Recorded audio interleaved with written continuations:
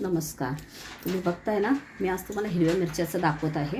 ही हिरवी मिरची माझ्याकडे आहे.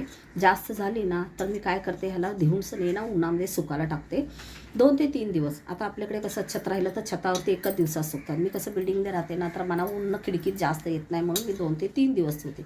मग ही उन्हामध्ये सुकली ना मिरची अगदी छान लागते. जसं तिखट ह्याच्यात असतं ना वल्या मिरचीमध्ये, त्याच्यासून ही तिखट त्या सुकल्या मिरचीमध्ये खूप येतं. तर माझ्याकडे पहिल्यासून सुकवलेली मिरची आहेत, मी तुम्हाला दाखवत आहे.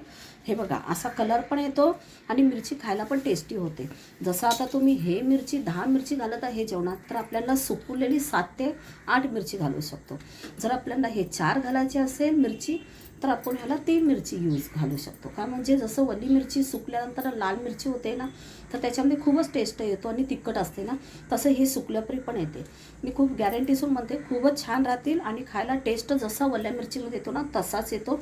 तुम्ही एक बार ट्राय करा, मग नंतर मला सांगा.